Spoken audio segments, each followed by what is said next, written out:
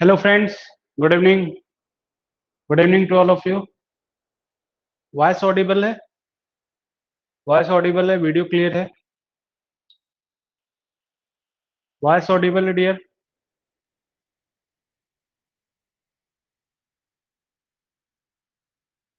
Okay, thank you. चलिए फटाफट सभी लोग लाइव आ जाइए, स्टार्ट करते हैं अपने सेशन को।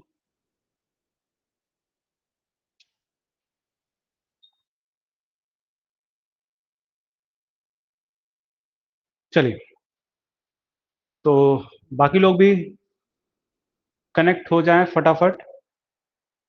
प्रशांत सर एक बार ग्रुप में मैसेज कर दीजिए, क्लास स्टार्ट हो गई है।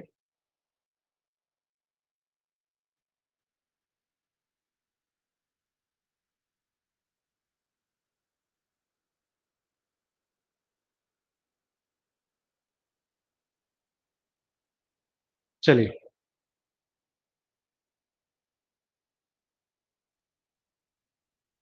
My dear friend, last time हम लोग इस न्यूमेरिकल को कर रहे थे। ये न्यूमेरिकल मैंने आपको होमवर्क दिया था ना? होमवर्क दिया था। ओके, सुहास, क्या ये न्यूमेरिकल मैंने होमवर्क दिया था? क्वेश्चन विजिबल है? क्वेश्चन विजिबल है?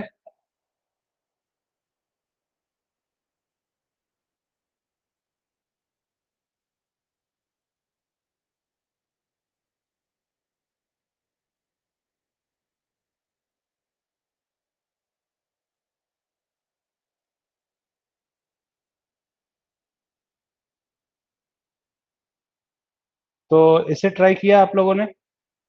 इसे ट्राई किया क्वेश्चन को आप लोगों ने? क्वेश्चन हो गया ये क्वेश्चन हो गया? एक बार जरा बता दीजिए मुझे।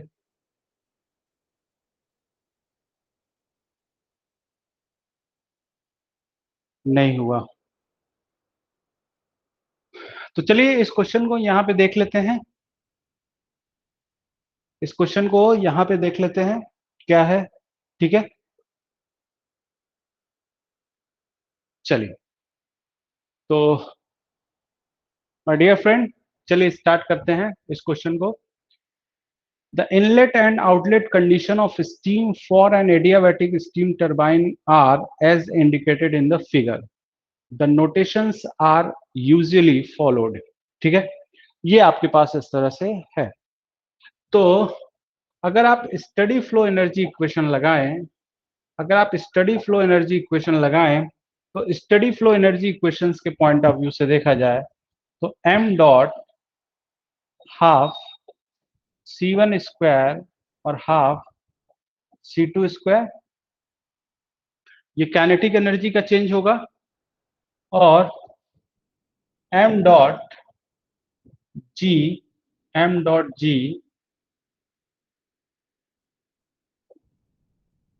Z1 माइनस Z2, ये पोटेंशियल एनर्जी का चेंज होगा।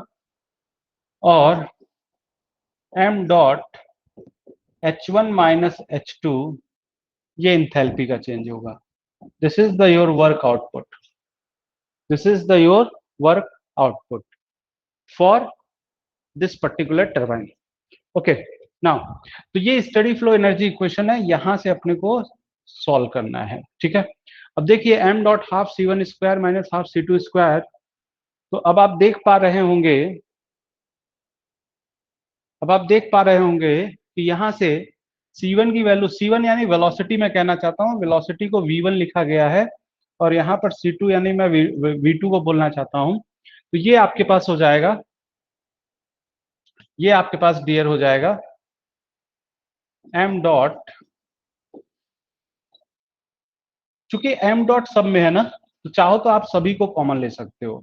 चाहो तो आप सभी जगह से m डॉट कॉमन ले सकते हो। ठीक है, half C1 square minus C2 square, यानी आप बोल रहे हैं 160 का स्क्वायर माइनस 100 का स्क्वायर डिवाइडेड बाय 2, और प्लस जी, जी यानी आप जानते हैं 9.81, Z1 माइनस Z2 यानी 10 minus 6, 10 minus 6 which is 4, 10 minus 6 which is what 4।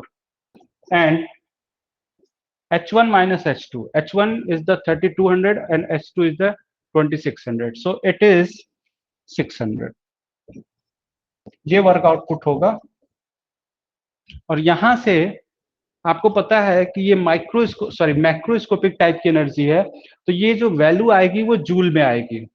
तो और ये जो लिखा हुआ है वो किलो जूल में लिखा हुआ है, तो आपको इसको किलो जूल में करने के लिए 1000 से डिवाइड करना होगा। तो ये 1000 से आपने डिवाइड कर दिया, यहाँ पे भी 1000 से आपने डिवाइड कर लिया, तो एक्चुअली ये वैल्यू बहुत छोटी होती जाएगी, तो इसको आप इग्नोर कर सकते हैं आप। ठीक है, वैसे यहाँ पे ये क्या होगा, ये भी वैल्यू बहुत छोटी होगी, ये होगा 160 यानी 260 और 60,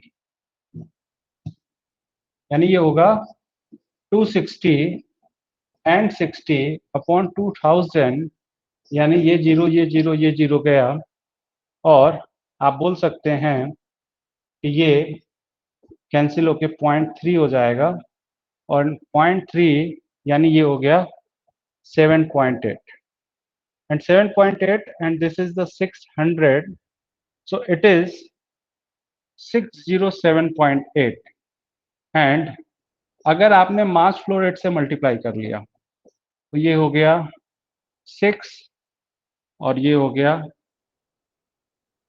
यहां से मल्टीप्लाई कर लिया तो 5, और ये हो गया ये।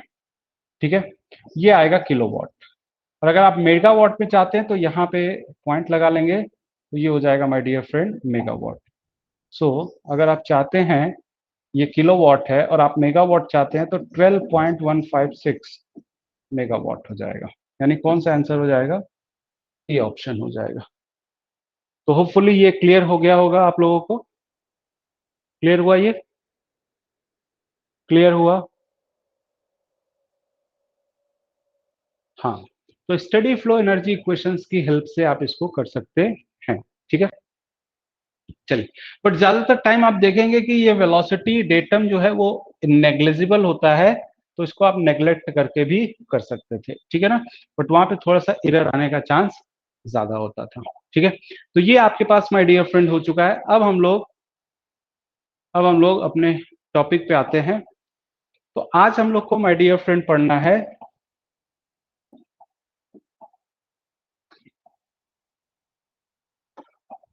आज हम लोग को माय डियर फ्रेंड पढ़ना है Rankine cycle with ideal regeneration. Rankine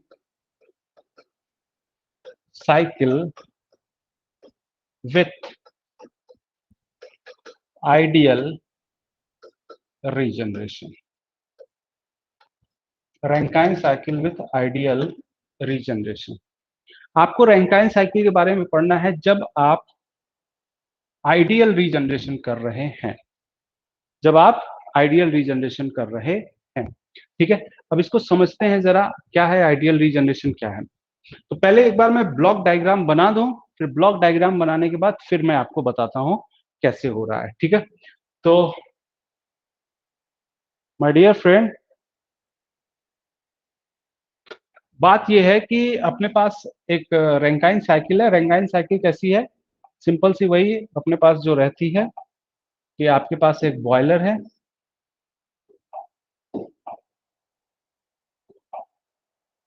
और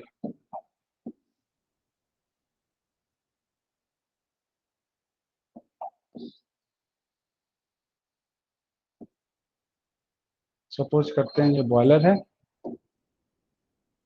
और ये बॉयलर जो है, बॉयलर के बाद यहाँ से आपको कहाँ लेकर जाना है इसको, यहाँ इसको लेकर जाना है टरबाइन के लिए, फिर आपको इसको लेकर जाना है टरबाइन के लिए। ओके, तो ये आपके पास जा रहा है टरबाइन के लिए।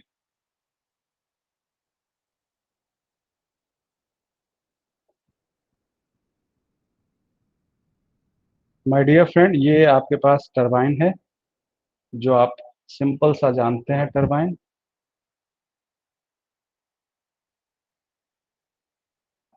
और ये आपके पास कंडेंसर है,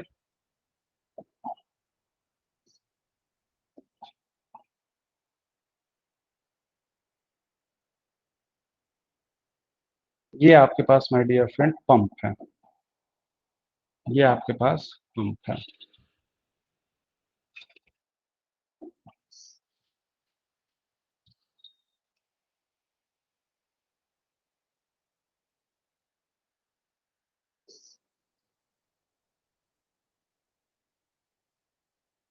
ये आपके पास पंप है। नाउ माय डियर फ्रेंड, बिल्कुल आराम से समझने की कोशिश करिए। ये जो रैंकाइन साइकिल है, इसमें आपने क्या किया, ये जो है, ये यहाँ पे, ये यहाँ से कोल्ड वाटर आएगा और यहाँ से हीट रिजेक्ट करवाएगा, ठीक है। ये इस तरह से आपके पास ये ऐसे जा रहा है, ये कोल्ड वाटर आया, यहाँ से हीट रिजेक्ट होगा, और यहाँ पर आपके पास बॉयलर है, ये हीट ऐड होगा, यहाँ पर टरबाइन है जो कि आपको पावर डेवलप करने वाला है। माय डियर फ्रेंड, ये बॉयलर के बाद जो ये फीड वाटर है, ये जो फीड वाटर है, इस फीड वाटर को आप बॉयलर में प्रोवाइड करते हैं। ये जो फीड वाटर है यहाँ पर बॉयलर में प्रोवाइड करते हैं। बट जब आप आइडियल रीजनरेशन करेंगे, जब आप आइडियल रीजनरेशन करेंगे, तो माय डियर फ्रेंड, अब इसको आप फीड वाटर को बॉयलर में ना भेज के, ये बॉयलर में ना भेज के माय डियर फ्रेंड, ये बॉयलर में ना भेज के, आप पहले इसको भेजेंगे टरबाइन में, पहले इसको भेजेंगे टरबाइन। अब ये टरबाइन से आने के बाद अब आप इसको यहां पर भेज देंगे। तो ये जो पंप है, पंप से जो वाटर बाहर आता है, वो उसको आप बॉयलर में भेजते हैं। बट रीजनरेशन करते समय आप पंप से जो वाटर बॉयलर में जाता है, उसको बॉयलर में ना भेज के टरबाइन में भेज रहे हैं। ऐसा क्यों कर रहे हैं वो अभी हम लोग समझेंगे। बट एक बात तो कंफर्म हो रहा है कि पंप से वाटर डायरेक्टली बॉयलर में नहीं जाएगा, पहले वो टरबाइन से होकर फिर जाएगा। तो this is the your simple ideal regeneration cycle. This is your simple ideal regeneration cycle. My dear friend, अब यहां पर क्या हो रहा है, क्यों हो रहा है, इसको समझना बहुत जरूरी है। माय डियर फ्रेंड, बिल्कुल आराम से समझेंगे कि जब ये वाटर यहां से जाएगा टरबाइन से, और टरबाइन से माय डियर फ्रेंड यहां से क्या जाएगा, स्टीम जाएगा, और स्टीम का टेम्परेचर बहुत ज्यादा है। सपोज स्टीम का टेम्परेचर है 400 डिग्री सेंटीग्रेड। सपोज स्टीम का टेम्परेचर जो है वो 400 डिग्री सेंटीग्रेड है, और यहां पर वाटर का जो टेम्परेचर है वो सपोज 30 डिग्री सेंटीग्रेड है। माय डियर फ्रेंड, ये 400 है, ये 30 डिग्री सेंटीग्रेड है। तो जब 30 डिग्री सेंटीग्रेड का वाटर यहां जाएगा, तो ये 400 और 30 डिग्री सेंटीग्रेड के बीच हीट एक्सचेंज होगा, जिससे आप कह सकते हैं कि ये 30 डिग्री सेंटीग्रेड का टेम्परेचर इंक्रीज हो जाएगा। यानी माय डियर फ्रेंड, अब सपोज 30 डिग्री सेंटीग्रेड का टेम्परेचर सपोज 80 डिग्री सेंटीग्रेड हो गया है, तो my dear friend, you can easily say that कि अब बॉयलर में जो हीट आप पहले दे रहे थे, वो हीट अब आपको कम देना होगा। यानी हीट का जो अमाउंट है वो कम हो चुका है, या आप ऐसे भी बोल सकते हैं बॉयलर में जो वाटर है वो हायर टेम्परेचर पे इंटर कर रहा है। तो जब बॉयलर में वाटर हायर टेम्परेचर पे इंटर करेगा माय डियर फ्रेंड, तो mean temperature of heat addition increase हो जाएगा। और अगर mean temperature of heat addition increase हो गया, तो रैंकाइन साइकिल की इफिशियंसी इंक्रीज हो जाएगी। तो क्या आप इस बात को समझ रहे हैं कि जो रीजनरेशन कर रहे हैं, वो क्यों रीजनरेशन किया जा रहा है, वो आप मीन टेम्परेचर को इनहेंस करना चाहते हैं, जिससे आप कहना चाहते हैं कि आपकी इफिशियंसी इंक्रीज हो रही है। क्या ये बात क्लियर है? क्या ये बात समझ पा रहे हैं आप?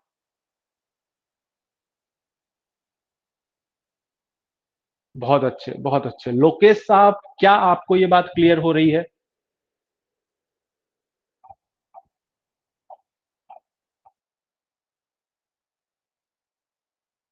चलिए, बहुत अच्छे।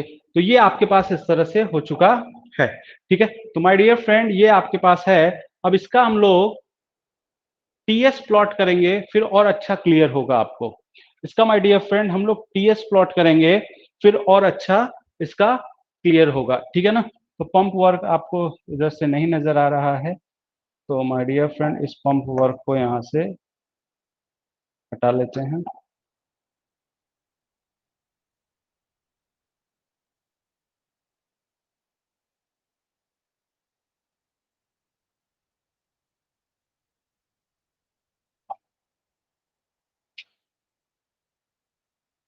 ये पंप वर्क आप कर रहे हैं,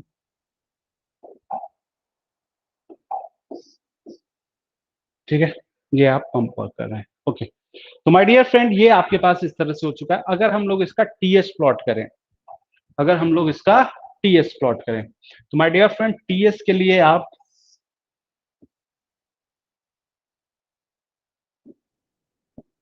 ये टी है और ये एस है, ओके।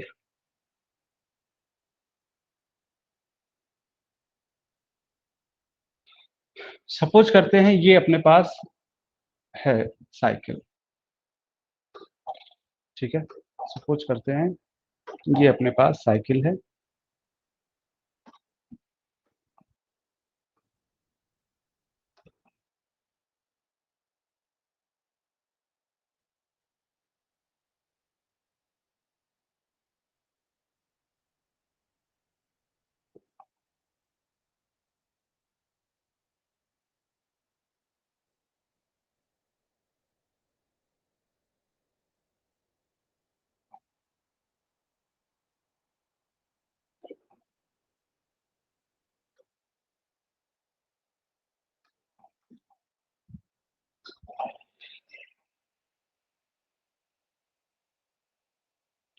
माय डियर फ्रेंड ये 1 से 2 आपने हीट ऐड किया है, ये 1 से 2 आपने हीट ऐड किया है, ठीक है, ये 1 है, ये 1 से 2 आपने हीट ऐड किया है। 2 से 3 सपोज एक्सपेंशन हुआ है टरबाइन में, फिर यहाँ पे ये कंडेंसेशन हुआ है।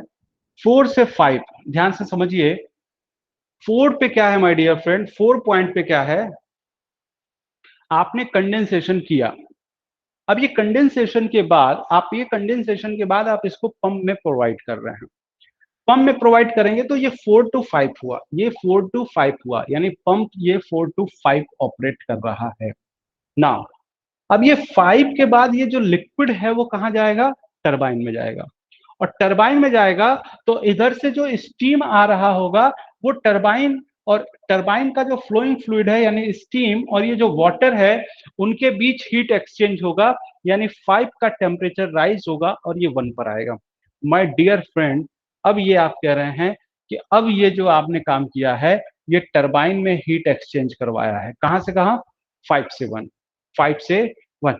माय डियर फ्रेंड, अब बॉयलर के पास जो पॉइंट है वो 1 है, बॉयलर के पास जो पॉइंट है वो 1 है, तो यानी आपने बॉयलर में जो हीट एडिशन किया है वो कहां से कहा किया है, 1 से 2, और 1 से 2 my dear friend temperature constant है।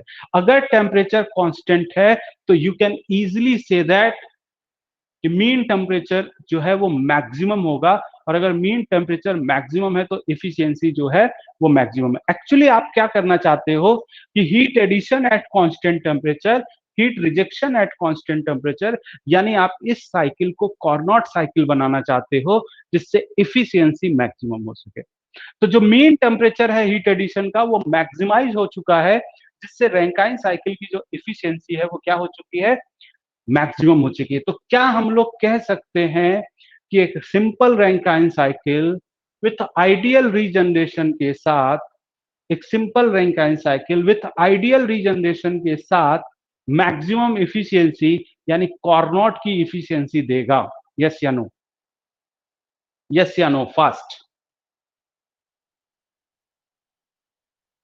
बिल्कुल, बहुत अच्छे, बहुत अच्छे, बहुत अच्छे।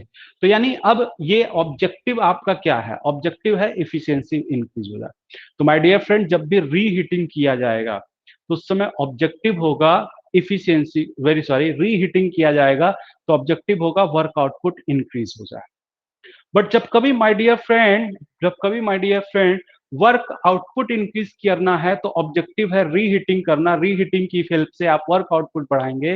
बट माय डियर फ्रेंड अगर आपका ऑब्जेक्टिव है कि साइकिल की इफिशियंसी को इंक्रीज किया जाए तो आपको रीजनरेशन करना होगा। क्या करना होगा माय डियर फ्रेंड, रीजनरेशन करना होगा। अब समझिए, अब समझिए बिल्कुल आराम से, क्या 2 से 3 जो स्टीम जा रहा है क्या वो एडियाबैटिक प्रोसेस है, क्या 2 से 3 जो स्टीम जा रहा है वो एडियाबैटिक प्रोसेस है, यस या नो। 2 से 3 जो स्टीम जा रहा है वो एडियाबैटिक प्रोसेस है। एडियाबैटिक प्रोसेस में क्या होता है जरा बताएंगे सुहास साहब? एडियाबैटिक प्रोसेस में क्या होता है?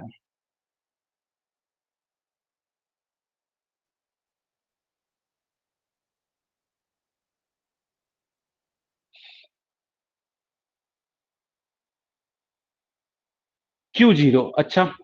क्या 2 से 3 जाते समय स्टीम ने हीट लॉस नहीं किया है? क्या 2 से 3 हीट एक्सचेंज नहीं हो रहा है माय डियर फ्रेंड? क्या 2 to 3 हीट एक्सचेंज नहीं हो रहा है माय डियर फ्रेंड? क्या 2 to 3 हीट एक्सचेंज नहीं हो रहा है माय डियर फ्रेंड? हो रहा है ना? तो फिर कैसे एडियाबैटिक प्रोसेस होगा? तो फिर कैसे एडियाबैटिक प्रोसेस होगा? तो 2 से 3 हीट ट्रांसफर हो रहा है। कैसे हीट ट्रांसफर हो रहा है? जो स्टीम जा रहा है वो इसको हीट दे रहा है। जब वो इसको हीट देगा तो इसका टेम्परेचर बढ़ेगा, यानी उसका टेम्परेचर डिक्रीज होगा। यानी 2 से 3 हीट लॉस हो रहा है। स्टीम का टेम्परेचर स्टीम का टेम्परेचर चूंकि एक्सपेंशन की वजह से तो डिक्रीज करेगा ही करेगा, हीट लॉस होने की वजह से भी डिक्रीज करेगा। तो मेरे ख्याल से ये बात क्लियर होगा। मेरे ख्याल से ये बात क्लियर होगा। तो मेरे दोस्त एक बात तो कंफर्म है कि यहाँ पे 2 से 3 की जो लाइन है वो 2 से 3 की जो लाइन है वो वर्टिकल लाइन नहीं होगी। वो क्या होगी? वो कुछ ऐसा लाइन होगा जिससे हीट लॉस होता हो, जिससे हीट लॉस होता हो। होपफुली आप इस बात को जानते होंगे माय डियर फ्रेंड, अगर किसी सिस्टम को हीट देते हैं तो उसकी एंट्रोपी इंक्रीज होती है, और अगर किसी सिस्टम को हीट रिजेक्ट करवाते हैं तो उसकी एंट्रोपी डिक्रीज होती है। और अगर किसी सिस्टम में हीट लॉस नहीं होता है, DQ0 है, तो इसका मतलब ये हुआ कि उसकी इंट्रोपी कांस्टेंट होती है। ये 3 फीचर है माय डियर फ्रेंड। तो आप देख रहे हैं कि 2 से 3 हीट लॉस हो रहा है स्टीम का, तो यानी स्टीम की इंट्रोपी डिक्रीज होगी, कांस्टेंट नहीं होगी। यानी 2 से 3 जब आप ड्रॉ करेंगे तो आपको एक ऐसी लाइन ड्रॉ करनी होगी जिससे इंट्रोपी डिक्रीज होता हो। यानी ये इस तरह से आपको लाइन ड्रॉ करनी होगी। एक्चुअली ये 2 से 3 ये लाइन है, ये लाइन तो आपने ड्रॉ, मतलब ये लाइन तो आपके पास होनी ही नहीं चाहिए थी, ये वाली लाइन नहीं होनी चाहिए थी, ये वाली लाइन।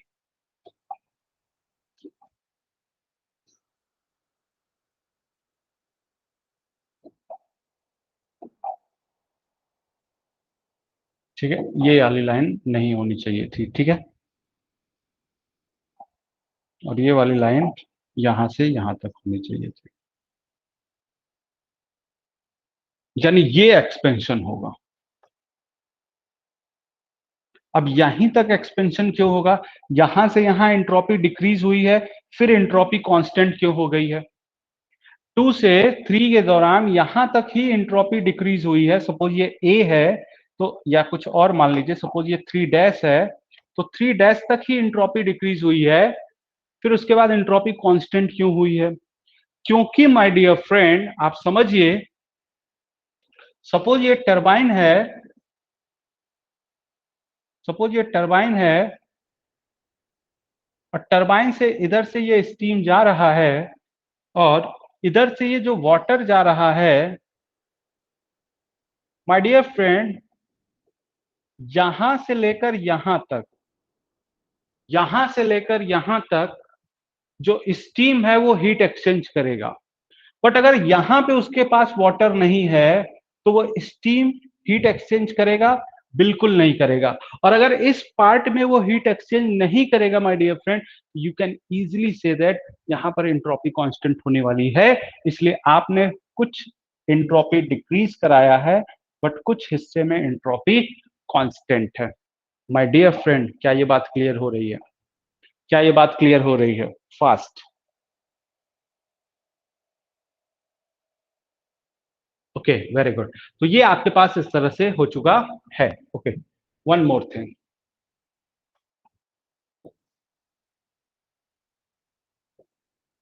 चलिए, ये आपके पास इस तरह से हो चुका है। एक बात और समझते हैं, एक बात और समझते हैं माय डियर फ्रेंड। अगर आपने इसको सपोज, ये आपने इसको एक वर्टिकल लाइन ऐसे खींच दिया, ये आपने एक वर्टिकल लाइन ऐसे खींच दिया, ये आपने एक वर्टिकल लाइन ऐसे खींच दिया, ये आपने एक वर्टिकल लाइन ऐसे खींच दिया, ठीक है।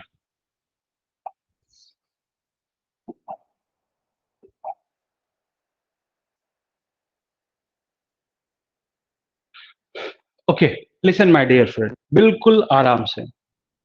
अगर मैं इसका की पॉइंट बात करूं, की पॉइंट बात करें अगर हम लोग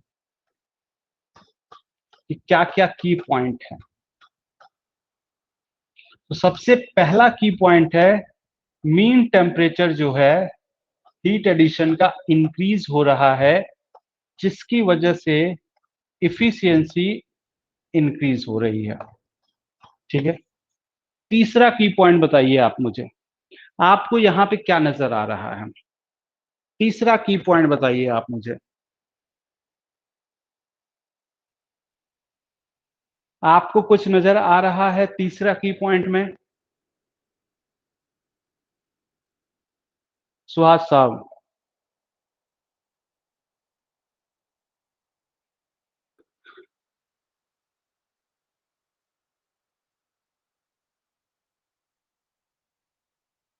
सुहास साहब, क्या कुछ तीसरा पॉइंट नजर आ रहा है या नहीं नजर आया?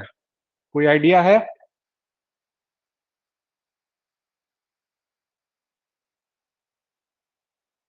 ओके, आप एक बात ऑब्जर्व कर रहे होंगे माय डियर फ्रेंड कि 3 पॉइंट पे जो क्वालिटी है स्टीम की बहुत खराब हो चुकी है, जो क्वालिटी है वो बहुत खराब हो चुकी है।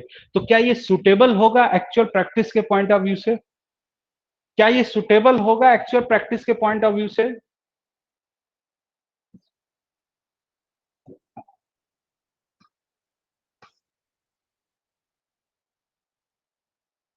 जो क्वालिटी है, ड्राइनेस फ्रैक्शन है my dear friend, dryness fraction जो है वो बहुत कम है। अब ड्राइनेस फ्रैक्शन बहुत कम है तो ब्लेड में इरोजन होगा, और अगर ब्लेड में इरोजन होगा तो होपफुली इस बात को आप समझ रहे होंगे कि ब्लेड की लाइफ कम होगी, और ब्लेड की लाइफ कम होगी तो अपना कॉस्ट इंक्रीज होगा, तो हमारे लिए ये सुटेबल नहीं होगा। तो क्वालिटी ऑफ स्टीम डिक्रीज होना is not suitable, is not favourable for us. बोलो यस या नो, यस या नो, यस या नो? हाँ, वेरी गुड। तो ये 3 पॉइंट इस तरह से आपके पास है। अच्छा, एक और बात समझते हैं। Fourth point, fourth point my dear friend, बिल्कुल आराम से समझेंगे, बिल्कुल आराम से समझेंगे my dear friend. Fourth point is that, fourth point is that आप यहाँ पे मीन टेम्परेचर को तो इंक्रीज कर लिए, और एक बात और कि इफिशियंसी इंक्रीज हो गया, इफिशियंसी इंक्रीज हो गए, कॉर्नॉट की इफिशियंसी के बराबर हो गई, डेफिनेटली वर्क आउटपुट जो है वो डिक्रीज हो रहा होगा, वर्क आउटपुट जो है वो डिक्रीज हो रहा होगा। क्योंकि वर्क डेवलपमेंट आप कहाँ कर रहे हैं? वर्क का डेवलपमेंट आप कहाँ कर रहे हैं? 2 से 3 ही तो कर रहे हैं, बट 2 से 3 के दौरान वो कुछ हीट डिलीवर कर दे रहा है। जब ये 2 से 3 के दौरान हीट डिलीवर कर दे रहा है तो माय डियर फ्रेंड आपको ऑब्वियस सी बात है कि जो उसका वर्क आउटपुट है वो पहले से डिक्रीज हो जाएगा, पहले से डिक्रीज हो जाएगा, ठीक है।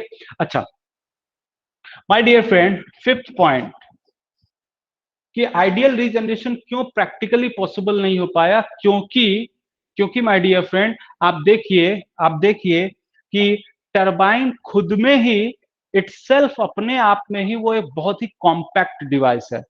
टरबाइन बहुत ही कॉम्पैक्ट डिवाइस है, उसके अंदर भी आप हीट एक्सचेंजर लगा रहे हो, उसके अंदर भी आप हीट एक्सचेंजर लगा रहे हो, जो कि प्रैक्टिकली टिपिकल काम है।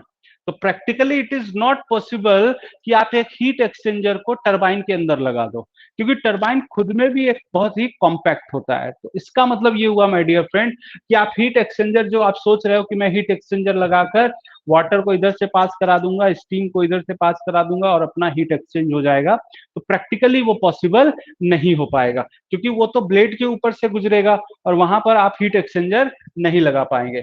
तो फिफ्थ, जो कि बहुत बड़ा ड्रॉबैक है माय डियर फ्रेंड, कि आपके पास प्रैक्टिकली ये पॉसिबल नहीं है, practically it is not possible to install heat exchanger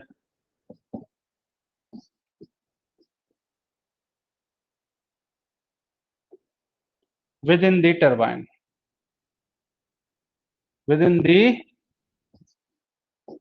turbine, within the turbine. Turbine के अंदर आप, ऐसा प्रैक्टिकली पॉसिबल नहीं होगा कि आप वो लगाएं। ठीक है, चलिए, तो ये आपके पास कुछ की पॉइंट्स हैं जो आपको समझना है। ठीक है, अच्छा, एक और बात समझ लेते हैं, एक और बात समझ लेते हैं माय डियर फ्रेंड, एक और बात समझ लेते हैं बिल्कुल आराम से।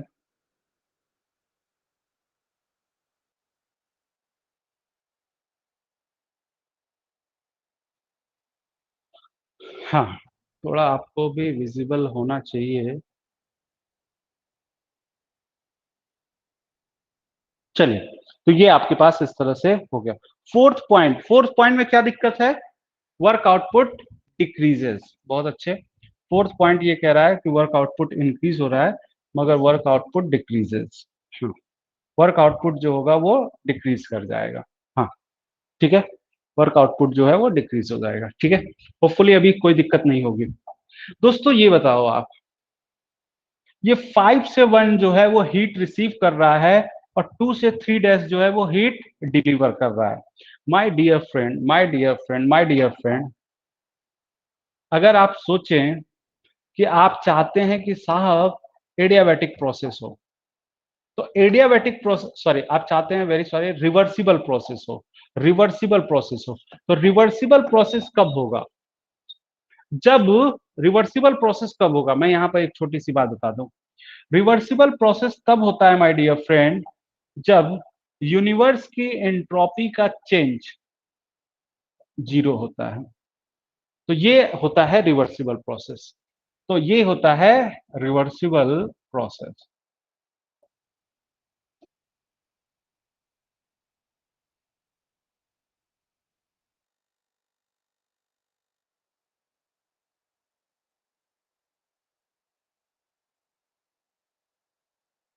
जितना एंट्रोपी सिस्टम का चेंज हुआ है, यानी सिस्टम का जितना एंट्रोपी बढ़ा है, उतना ही एंट्रोपी सराउंडिंग का डिक्रीज होना चाहिए। तब जाकर प्रोसेस जो है वो रिवर्सिबल होगा, तब जाकर प्रोसेस जो है वो रिवर्सिबल होगा। ठीक है, अब यहां पे देखिए माय डियर फ्रेंड, यहां से स्टीम जा रहा है और यहां से वाटर जा रहा है।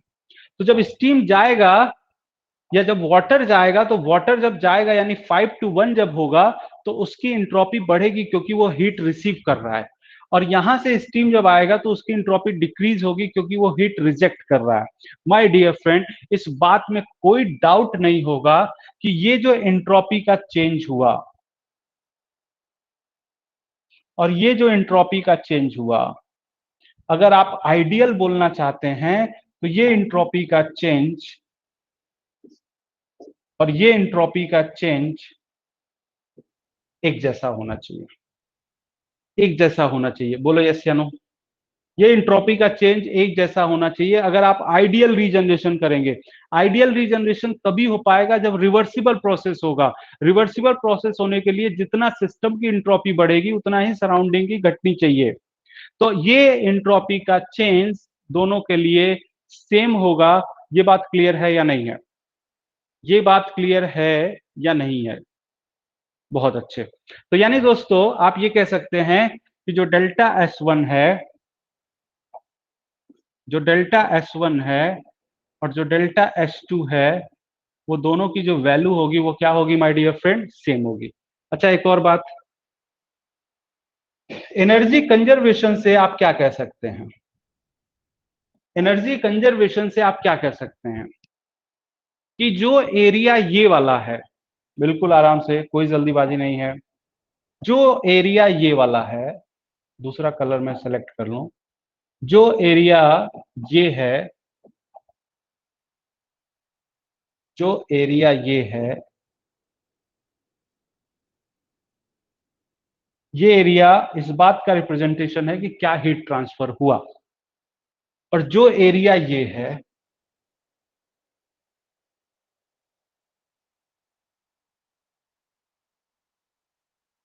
क्या ये दोनों एरिया सेम है?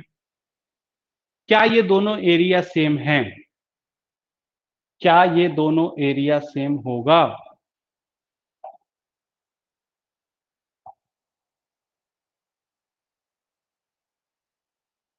बताइए, क्या ये दोनों एरिया सेम होगा?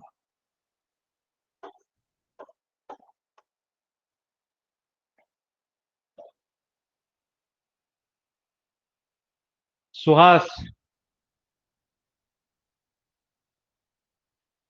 ये आइडिया नहीं लग रहा है।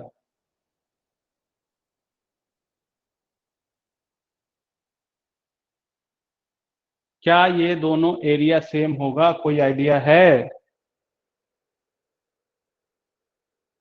नहीं आइडिया मेरे दोस्त, तो जो भी बातें हैं वो क्लियरली बोलिए। क्लियर हो रहा है तो यस, नहीं क्लियर हो रहा है तो नो। इस बात को समझिए माय डियर फ्रेंड।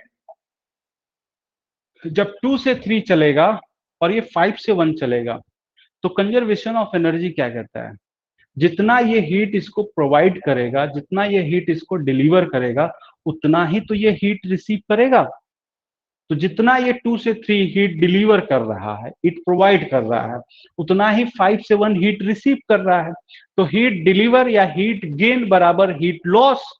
और जो टीएस प्लॉट पे जो एरिया मिलता है वो हीट ट्रांसफर का बताता है। तो अगर 5 से 1 के अंडर का एरिया हो तो ये, 2 से 3 के अंडर का एरिया है तो ये, तो 2 से 3 का अंडर का एरिया हीट लॉस है, 5 से 1 का अंडर का एरिया हीट गेन है। हीट लॉस बराबर हीट गेन है, तो ये जो एरिया है वो सेम होगा। सुहास साहब, अभी सही है? अभी सही है?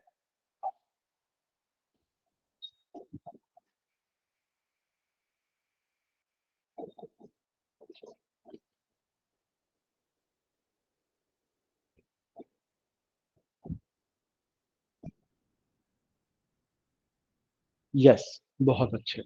तो ये my dear friend, ideal regeneration के कुछ की पॉइंट्स हो गए हैं। ठीक है, आइडियल रीजनरेशन के कुछ की पॉइंट्स हो गए हैं। ठीक है, तो फुली ये सारी चीजें आपको समझ में आ गई होंगी। तो अब आगे चलें हम लोग। अब आगे चले माय डियर फ्रेंड, आगे चलें। चले, तो अब आप यहाँ पे प्रॉब्लम क्या पा रहे हैं? मेन प्रॉब्लम, मेन प्रॉब्लम ये है कि आप टरबाइन को माय डियर फ्रेंड, टरबाइन के अंदर हीट एक्सचेंजर इंस्टॉल नहीं कर पा रहे हैं। आप टरबाइन के अंदर हीट हीट एक्सचेंजर इंस्टॉल नहीं कर पा रहे हैं, हीट ट्रांसफर नहीं करा पा रहे हैं। बट आपको एक आइडिया जरूर लग गया है, एक आइडिया जरूर लग गया है कि जब भी कभी इफिशियंसी बढ़ाना होगा तो mean temperature of the heat addition हमें बढ़ाना होगा। और mean temperature of the heat addition बढ़ाना होगा तो आप बोल सकते हैं, mean temperature of the heat addition बढ़ाना होगा तो आप ये बिल्कुल आराम से बोल सकते हैं माय डियर फ्रेंड कि आपको बॉयलर में फीड वाटर को हीटअप करना होगा।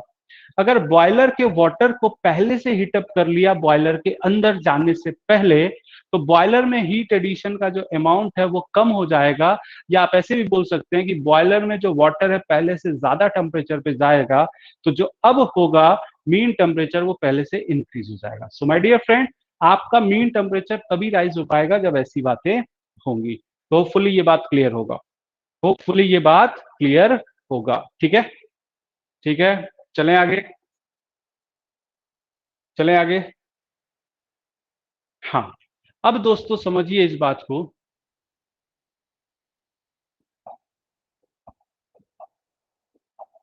हाँ, तो अब समझते हैं इस बात को।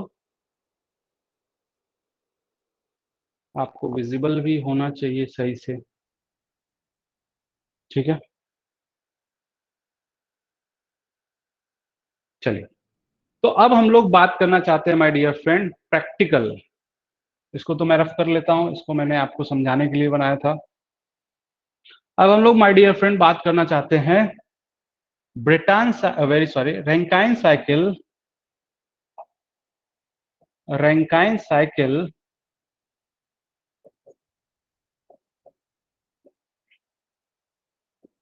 With actual regeneration.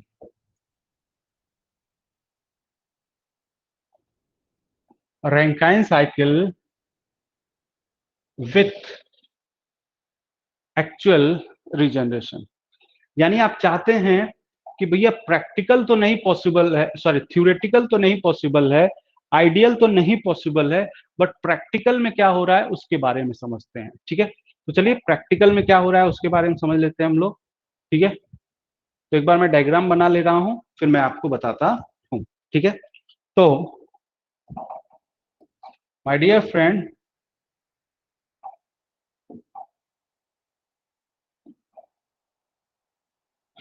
आपके पास है ये बॉयलर, ये आपके पास है बॉयलर।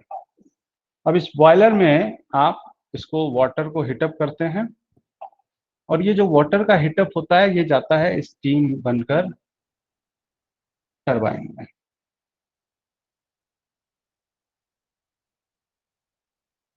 टरबाइन में आप एक्सपेंशन कराते हैं, और आफ्टर एक्सपेंशन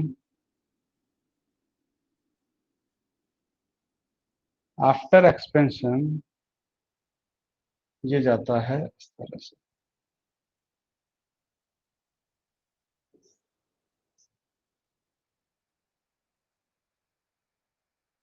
फिर अब आप यहाँ पे पंप लगाते हैं, फिर अब आप यहाँ पे पंप लगाते हैं। ठीक है, ये पहला पंप है। पंप लगाने के बाद आपने एक बात ऑब्जर्व किया कि साहब हम लोग नहीं जा सकते वाटर को टरबाइन के अंदर लेकर, मगर स्टीम को तो बाहर ला सकते हैं। तो आपने स्टीम को ही बाहर ले लिया, यानी कुछ अमाउंट ऑफ स्टीम आपने यहां से उठा लिया, कुछ अमाउंट ऑफ स्टीम आपने यहां से उठा लिया, या आपने यहां से निकाल लिया। ठीक है, तो कुछ अमाउंट ऑफ स्टीम यहां से आ गया, और यहां से ये वाटर चला गया। तो ये वाटर और ये स्टीम आपस में मिक्सअप हो जाएंगे। जब ये मिक्सअप होंगे तो स्टीम का टेम्परेचर ज्यादा है और ये वाटर का टेम्परेचर कम है। तो अब जब मिक्सअप होने के बाद ये बाहर आएंगे तो इनका टेम्परेचर पहले से ज्यादा हो जाएगा। अब आप दूसरा पंप लगा के, जिसमें आप फिर से वर्क करेंगे, ये पंप लगा के आप बॉयलर में भेज देंगे। तो एक्चुअली आपने किया क्या, आपने यही किया है माय डियर फ्रेंड, कि आप बॉयलर को, सॉरी वाटर को टरबाइन में नहीं ले जा सकते, मगर टरबाइन में जो स्टीम जा रहा है उसका पूरा नहीं, कुछ हिस्सा, कुछ फ्रैक्शन आप उसको बाहर ले लीजिए, कुछ फ्रैक्शन आप उसको बाहर ले लीजिए। तो जब कुछ फ्रैक्शन माय डियर फ्रेंड आप उसको बाहर ले लेंगे, तो आप बोल सकते हैं कि ये दोनों जब मिक्सअप होंगे तो अब जो टेम्परेचर होगा वो पहले से ज्यादा होगा, अब जो टेम्परेचर होगा वो पहले से ज्यादा होगा। बात समझ में आ रही है, बात समझ में आ रही है, बात क्लियर हो रहा है।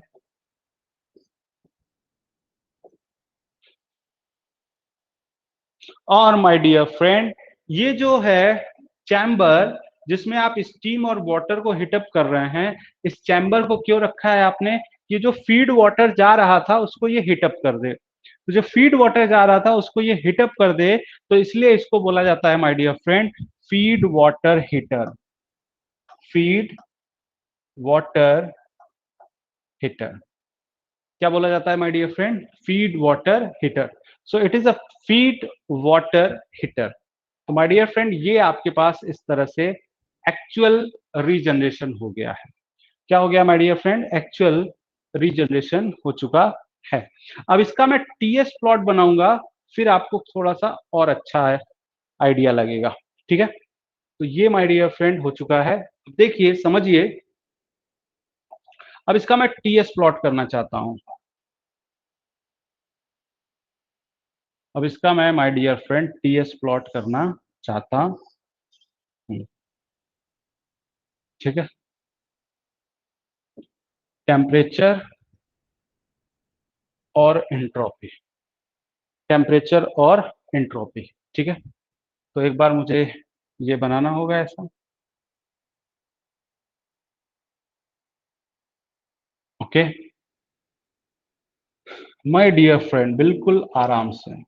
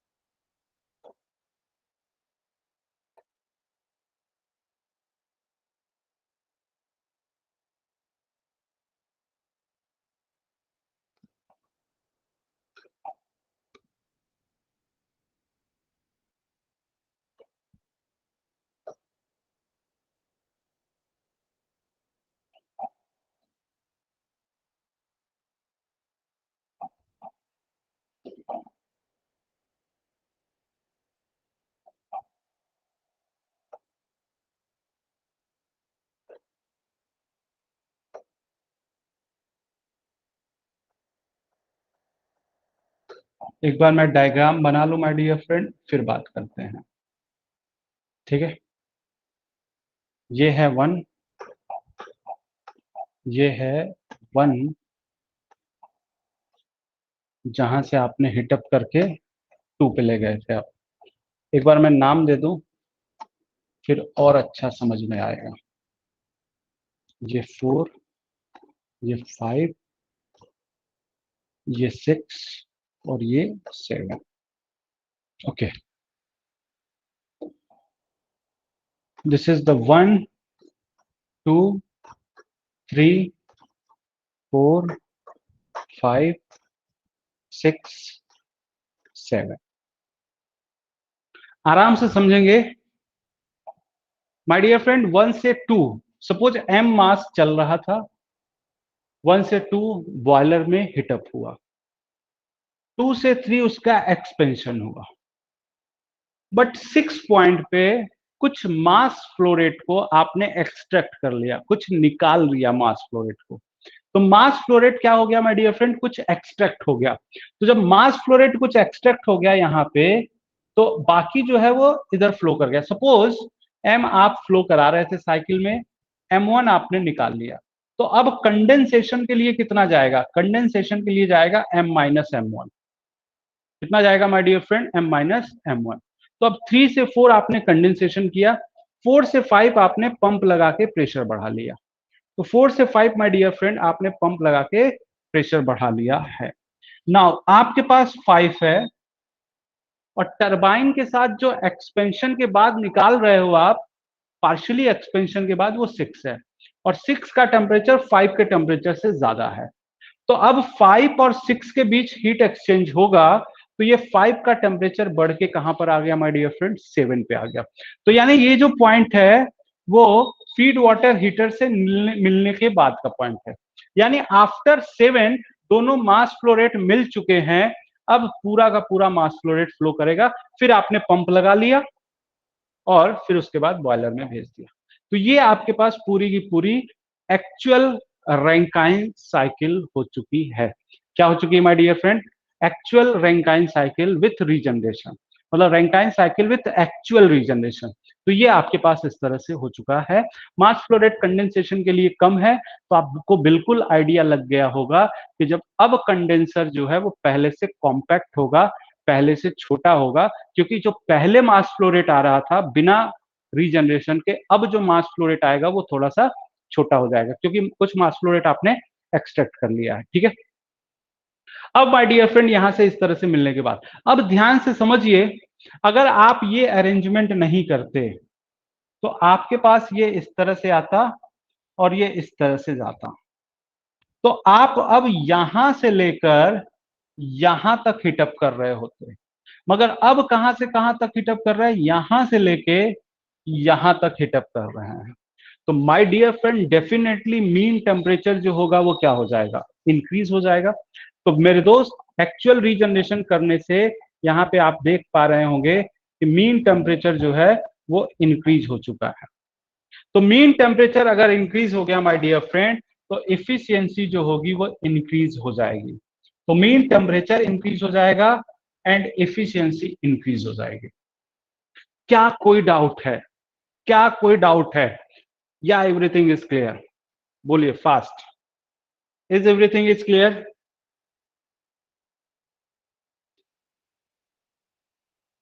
Is everything clear?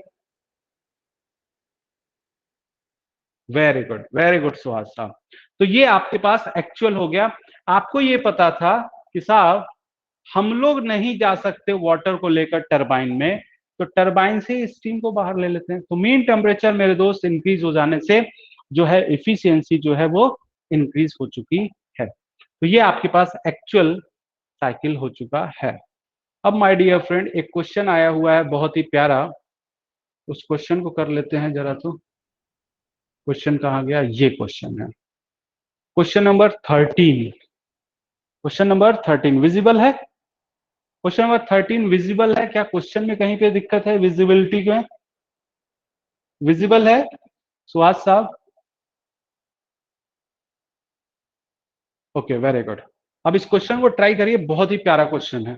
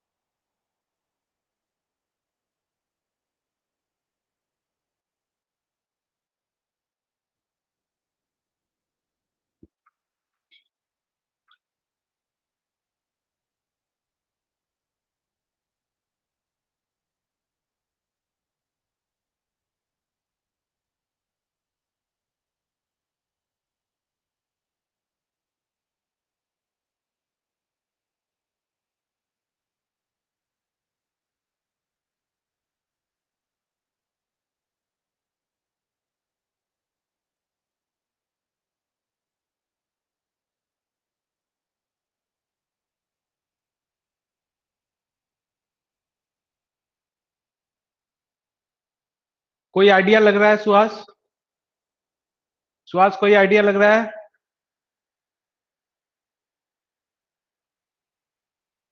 नो। मैं ट्राई करूं?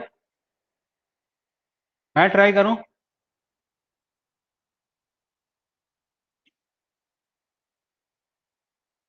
चलिए देखिए,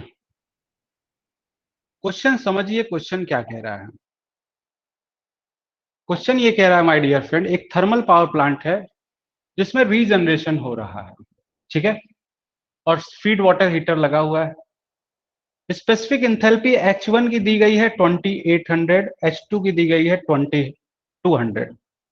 the bleed to the feed water heater is 20% of the boiler steam generation. यानी बॉयलर से जितना मास जा रहा था उसका 20% ब्लीड किया गया है, यानी 20% एक्सट्रैक्ट किया गया है। यानी M1 पे जो मास होगा वो 0.2%, 0.2 होगा टोटल मास का, और 80% जो है वो इधर से चल रहा है। तो इधर से आ रहा है 80% और इधर से आ रहा है 0.2, यानी 20%, यानी 20%, यानी 20%।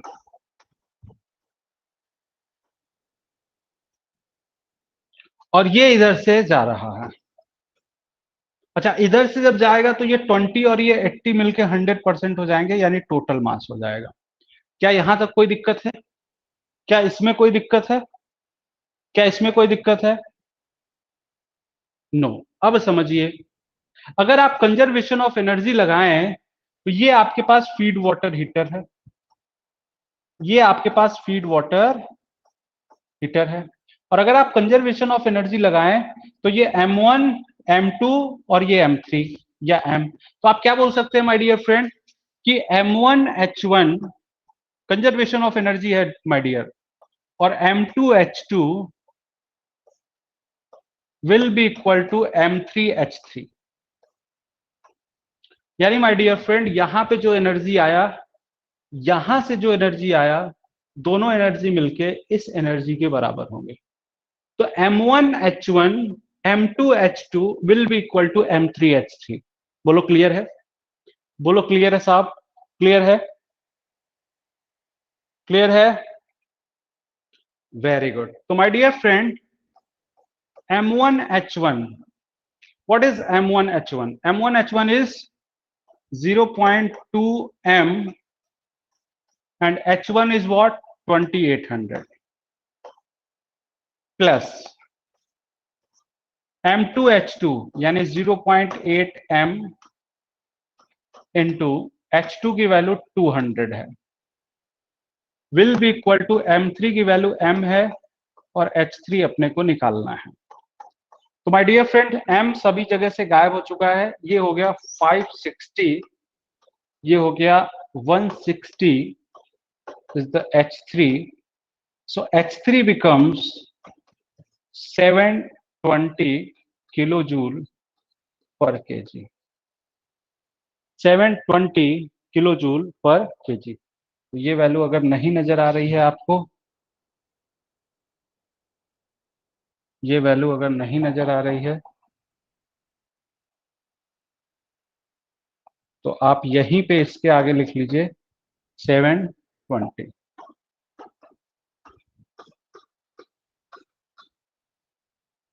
वो फुली क्लियर होगा, वो फुली क्लियर होगा। यस या नो? Okay, very good. तो ये आपके पास माय डियर फ्रेंड हो चुका है। तो एक बार इसका स्क्रीनशॉट ले लीजिए, फिर आगे चलते हैं हम लोग। एक बार इसका स्क्रीनशॉट ले लीजिए, फिर आगे चलते हैं।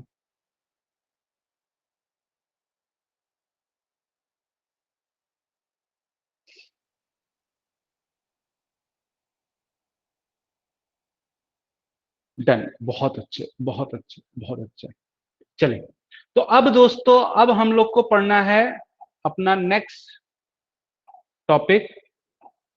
नेक्स्ट टॉपिक पढ़ना है my dear friend,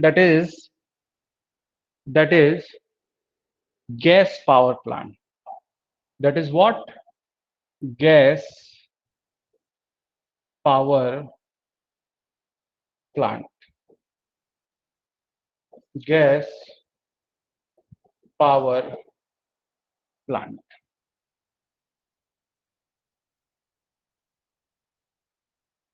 my dear friend, gas power plant जो है वो बेसिकली ऑपरेट होता है ब्रेटन साइकिल पे। किस पे ऑपरेट होता है? ब्रेटन साइकिल पे, ठीक है, ब्रेटन साइकिल पे। और इसी ब्रेटन साइकिल को आप जूल साइकिल भी कहते हैं, ठीक है, ब्रेटन साइकिल को ही आप जूल साइकिल कहते हैं।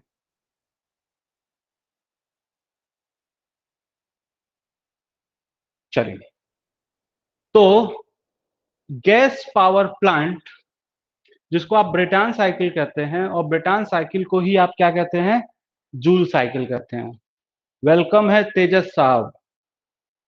तो ये आपके पास अब नया चैप्टर है। वर्किंग फ्लूइड यहाँ पे क्या होगा? Working fluid my dear friend यहाँ पर होगा क्या? गैस। नाम से ही पता चल रहा है गैस है वर्किंग फ्लूइड। तो जब गैस वर्किंग फ्लूइड है, यानी आपके पास गैस, यानी जनरली एयर प्रिफर्ड करते हैं, बट गैस की कैटेगरी है तो आप कुछ भी रख सकते हैं, ठीक है। तो ये इस तरह से आपके पास पावर प्लांट है।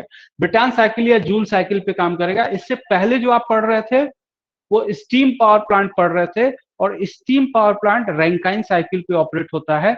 और रैंकाइन साइकिल के लिए वर्किंग फ्लूइड क्या थी? वो वाटर या स्टीम थी, ठीक है। तो माय डियर फ्रेंड, आप देखेंगे कि बहुत सारे डिफरेंट डिफरेंट टाइप के टरबाइन होते हैं, जैसे gas turbine, steam turbine, hydraulic turbine, wind turbine, ये सब अलग अलग। तो माय डियर फ्रेंड, जो टरबाइन जिस वर्किंग फ्लूइड के साथ ऑपरेट होता है उसी के लिए वो टरबाइन उसका नाम हो जाता है। जैसे gas turbine working fluid gas handle करेगा, steam turbine working fluid steam handle करेगा, विंड टरबाइन विंड हैंडल करेगा, और हाइड्रोलिक टरबाइन जो है वो वाटर हैंडल करेगा, ठीक है। तो माय डियर फ्रेंड, एक यहाँ पे बहुत अच्छा कंक्लूजन ये है कि जिसकी डेंसिटी जितनी ज्यादा होगी उसकी साइज जो होगी उतनी बड़ी होगी। जिस टरबाइन के वर्किंग फ्लूइड की डेंसिटी जितनी ज्यादा होगी उसकी साइज उतनी बड़ी होगी। तेजस साहब लेट हो गए यार आप, क्यों ऐसा, क्यों लेट हो गए आप? पीछे दो क्लास तो आप आके रेगुलरली पढ़ रहे थे, इस बार आज ऐसा लेट क्यों हो गए? Tejas my dear friend, am I audible for you? अरे सॉरी की बात नहीं है मेरे दोस्त, just I want to know क्यों लेट हो गए।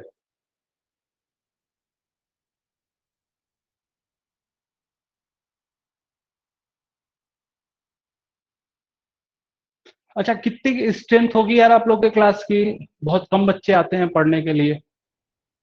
आपको पता है कि आपकी गवर्नमेंट एक बहुत अच्छी स्कीम लेकर आ रही है, तो उसमें आप पार्टिसिपेट करना चाहिए, पढ़ना चाहिए, ठीक है।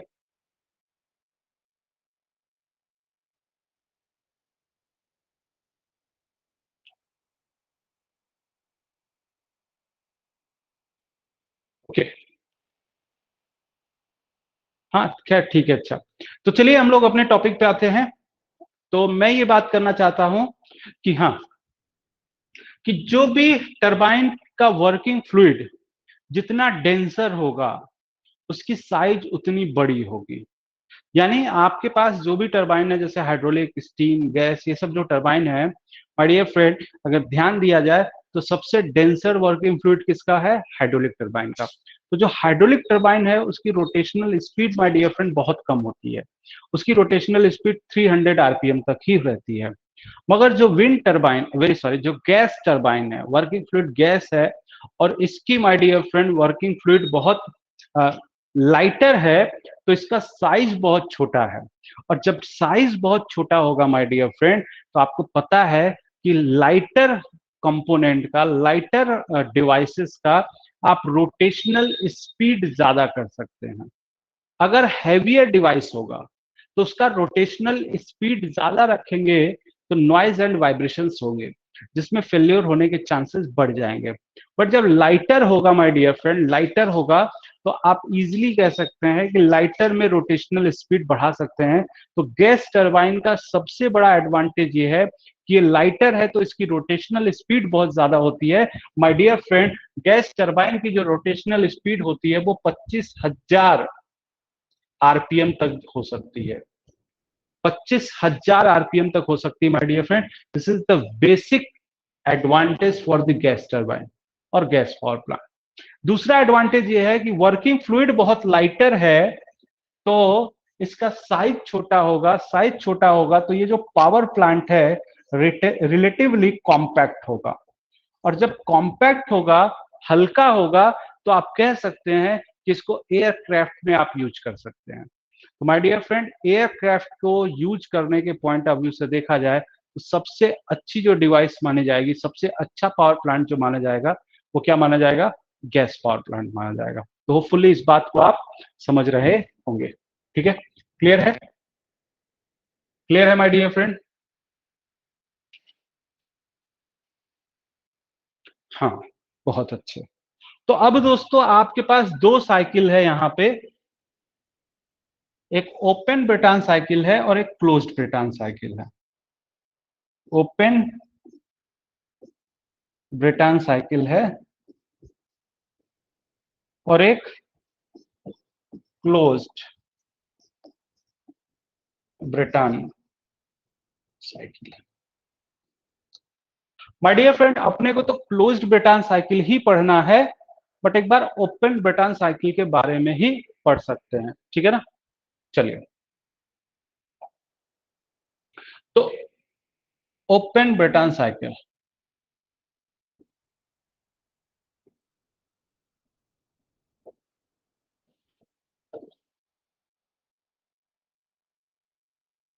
डियर फ्रेंड, आपको पता है कि जो वर्किंग फ्लूइड यहाँ पर है वो गैस है, और गैस का प्रेशर राइज करने के लिए हम लोग कंप्रेशर यूज करते हैं, और वाटर का प्रेशर राइज करने के लिए, वाटर का प्रेशर राइज करने के लिए आप पंप यूज करते हैं। बट गैस का प्रेशर राइज करने के लिए आप क्या यूज करेंगे माय डियर फ्रेंड? गैस का प्रेशर राइज करने के लिए आप कंप्रेशर यूज करेंगे। ओके, चलिए माय डियर फ्रेंड, अब आपके पास एक कंप्रेशर होना चाहिए सबसे पहले।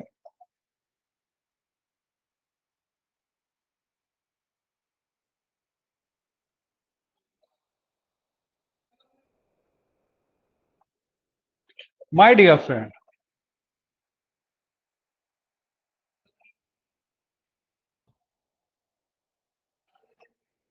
ये आपके पास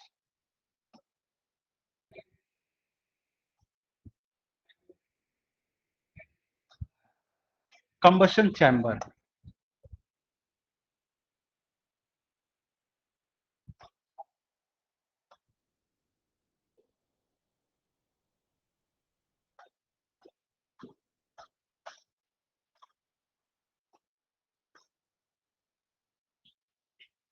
okay my dear friend, this is the compressor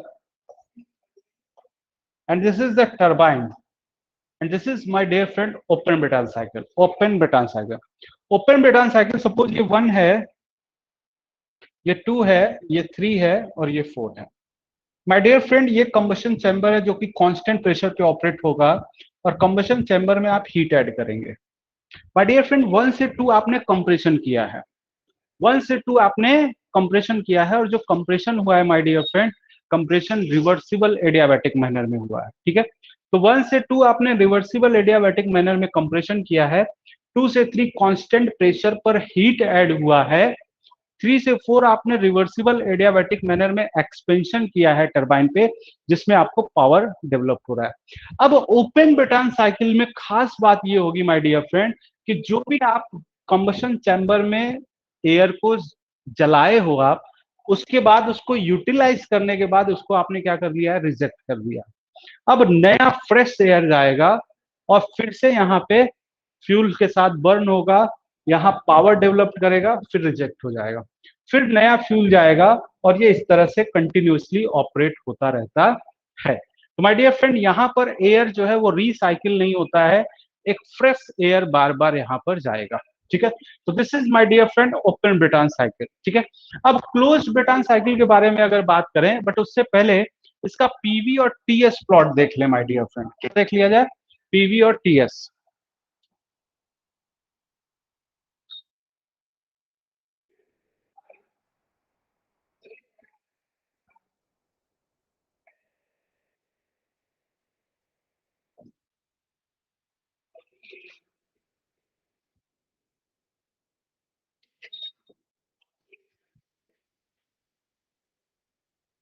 PV और टीएस प्लॉट करना चाहते हैं माय डियर फ्रेंड। ठीक है, चले। आपने कहा 1 से 2 आपने रिवर्सिबल एडियाबैटिक मैनर में कंप्रेशन किया है, और 2 से 3 आपने हीट ऐड किया है। तो माय डियर फ्रेंड ये 2 से 3 आपने हीट ऐड किया है, और 3 से 4 आपने एक्सपेंशन किया है। और ये जो एक्सपेंशन है वो रिवर्सिबल एडियाबैटिक मैनर में है, और ये जो कंप्रेशन है वो भी रिवर्सिबल एडियाबैटिक मैनर में है। तो my dear friend, my dear friend, my dear friend,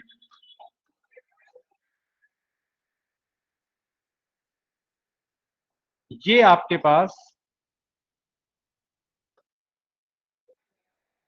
1 से 2 आपने कंप्रेशन किया, 2 से 3 कांस्टेंट प्रेशर पर हीट ऐड किया है, और ये फिर उसके बाद एडियाबैटिक एक्सपेंशन हो गया।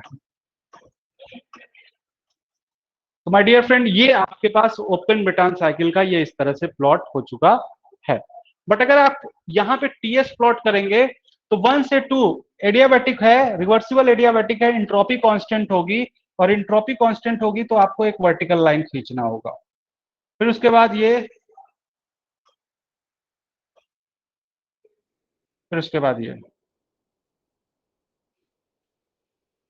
तो 1, 2, 3 और 4। तो ये प्रेशर कांस्टेंट है, और यहां पर हीट ऐड कर रहे हैं। तो ये आपके पास पीवी और टीएस का प्लॉट हो चुका है। पीवी और टीएस का प्लॉट हो चुका है। माय डियर फ्रेंड अगर हम लोग क्लोज्ड अभी बना लेंगे ना, फिर आपको ज्यादा अच्छा आइडिया लगेगा कि क्लोज्ड में क्या हो रहा है। ठीक है माय डियर फ्रेंड, अब हम लोग क्लोज्ड की तरफ चलते हैं, और अब हम लोग देखने जा रहे हैं क्लोज्ड ब्रिटान साइकिल।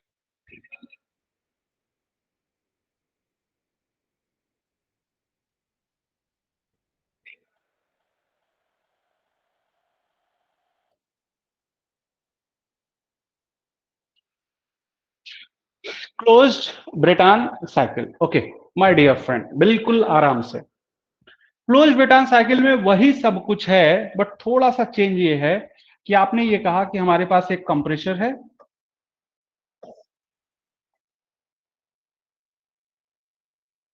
ये एयर आएगा, आप उसको कंप्रेस्ड करोगे, कंप्रेस्ड करने से उसका प्रेशर और टेम्परेचर इंक्रीज हो जाएगा।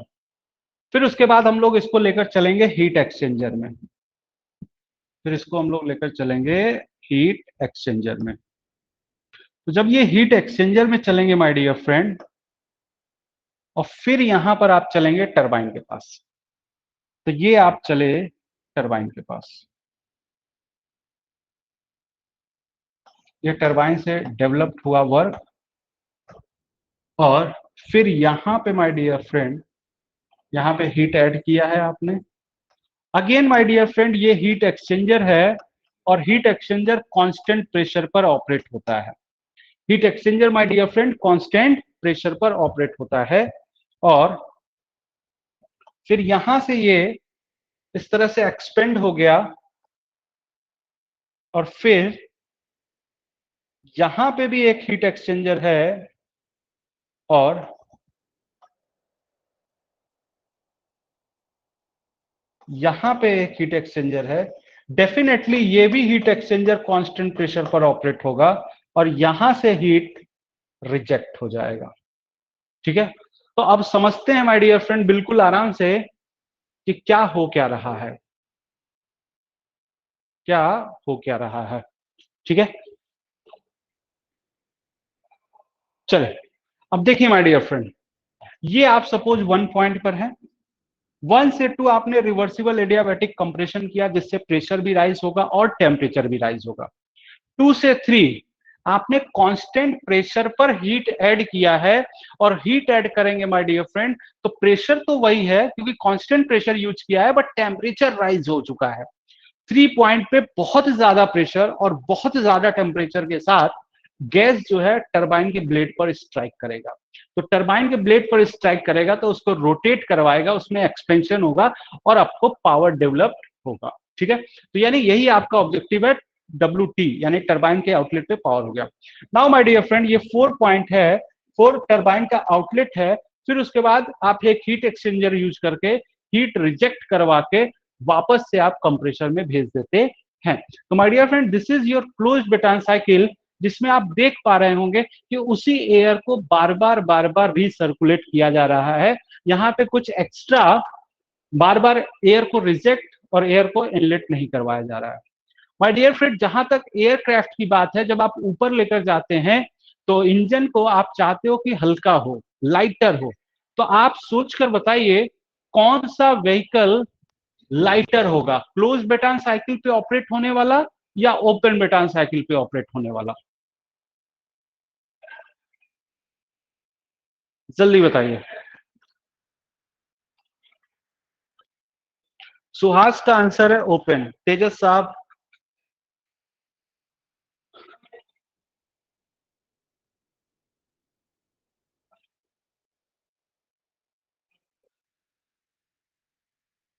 हाँ, ओपन होगा, बहुत अच्छे। ओपन क्यों होगा माय डियर फ्रेंड? क्योंकि यहां पर एक एक्स्ट्रा कंपोनेंट आ गया, यहां पर एक एक्स्ट्रा डिवाइस आ गया, दो हीट एक्सचेंजर आ रहा है, जबकि वहां पर एक ही कंबशन चैम्बर से आपका काम हो जा रहा था। तो माय डियर फ्रेंड, ओपन और क्लोज को अगर कंपेयर किया जाए तो ये हैवियर है, तो इसके लिए वो लाइटर है, तो वो लाइटर आप प्रिफर्ड करेंगे जब तक एयरक्राफ्ट की बात होगी ऊपर। ठीक है, तो ये इस तरह से आपके पास हो चुका है। और अगर माय डियर फ्रेंड इसका टीएस और पीवी प्लॉट करें तो अगेन आप कैसे प्लॉट कर सकते हैं?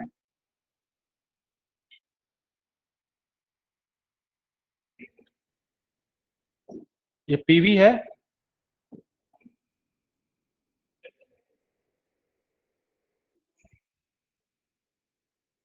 ये टीएस है। ये पीवी है और ये टीएस है। ओके माय डियर फ्रेंड, अगर यहाँ पे हम लोग यहाँ पे अगर हम लोग प्लॉट करें,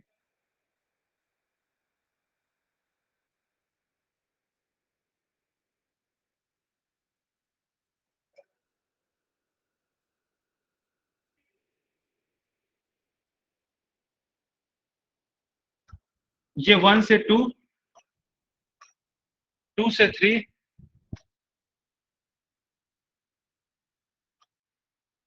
ये माय डियर फ्रेंड, यहाँ पे आप हीट ऐड कर रहे हैं, यहाँ पर आप हीट रिजेक्ट कर रहे हैं। ये एडियाबैटिक प्रोसेस है, ये एडियाबैटिक प्रोसेस है। ओके, ये पीवी प्लॉट है। And my dear friend, this is your TS plot.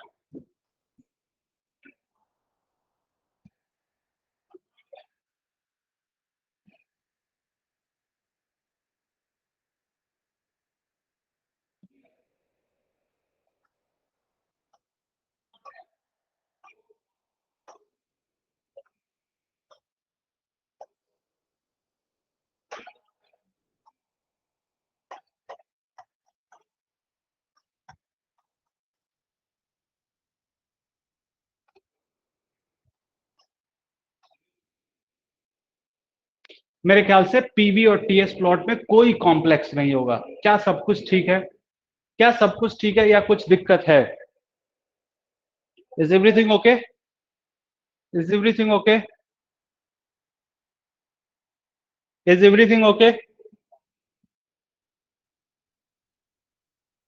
Okay, very good, very good. Now my dear friend, we are interested to write each and every process. Okay, so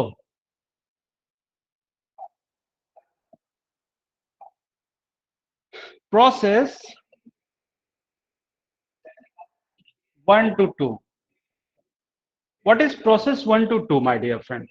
It is a reversible adiabatic compression.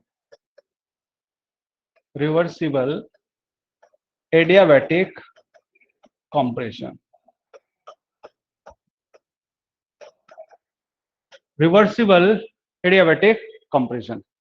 Reversible adiabatic compression अगर है my dear friend, तो जो turbine sorry compressor का जो work होगा वो हो गया H2 minus H1, H2 minus H1, and H2 minus H1 is what? Cp delta T, T2 minus T1। My dear friend DH बराबर Cp डेल्टा T होता है, पता ही है आपको? यस या नो? यस या no? DH is the Cp delta T, yes या नो? यस या no my dear friend? Yes, ये इस तरह से होता है। अच्छा ये बताओ आप, ये चीज अब होता है तो आप रैंकाइन साइकिल में क्यों नहीं लिख रहे थे? रैंकाइन साइकिल में क्यों नहीं लिख रहे थे? रैंकाइन साइकिल में क्यों नहीं लिख रहे थे my dear friend?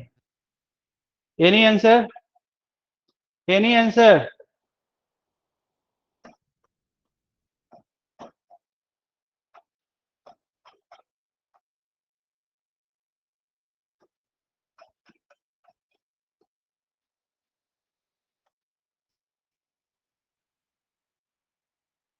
Any answer?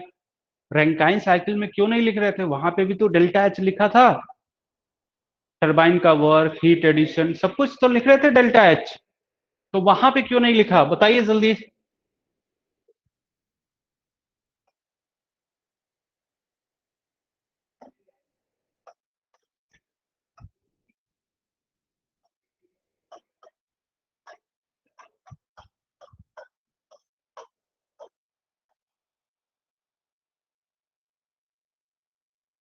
अरे कोई आइडिया है या नहीं है? आइडिया है तो बताओ ना यार कि यस सर नो आइडिया है अपने पास, ताकि हम लोग इस पर डिस्कस कर सके।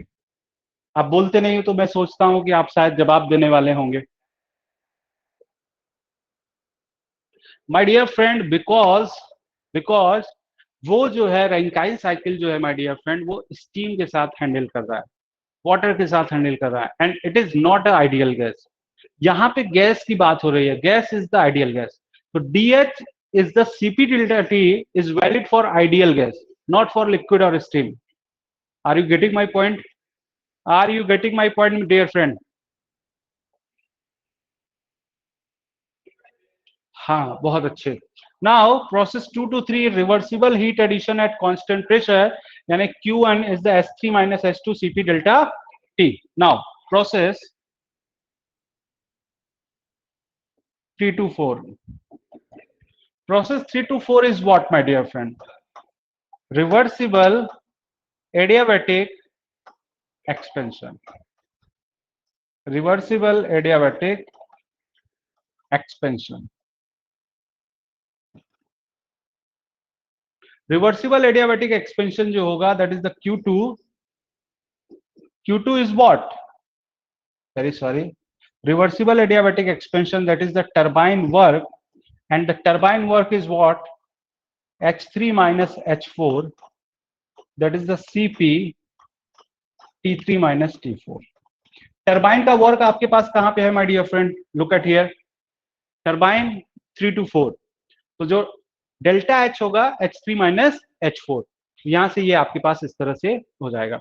And the last one is what? Last one is what my dear friend? Process 4 to 1। 4 to 1 is what? Reversible heat rejection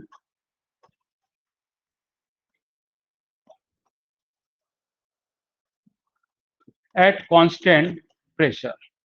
my dear friend, जो हीट रिजेक्ट हो रहा है दैट इज द Cp, या आप लिखना चाहें तो H4 माइनस H1, यानी Cp T4 minus T1। C4 T T4 minus T1, सही है? बोलिए सही है?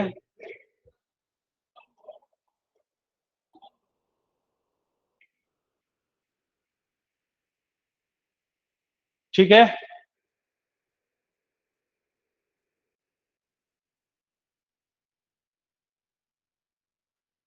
Very good very good very good. तो ये माय डियर फ्रेंड इस तरह से सारे प्रोसेस हो गए हैं, एक बार फिर से देख लेते हैं। प्रोसेस 1 से 2 रिवर्सिबल एडियाबैटिक कंप्रेशन, जिसमें WC जो होगा कंप्रेसर का ओवर H2 माइनस H1, और 2 से 3 reversible heat addition at constant pressure, और 3 minus H2 expansion H3 minus H4, heat rejection H4 minus H1। उसी को आपने इसके फॉर्म में लिख लिया टेम्परेचर के फॉर्म में, ठीक है। ओके, नाउ तो ये आपके पास इस तरह से हो गया। Now come for the efficiency of the Rankine cycle.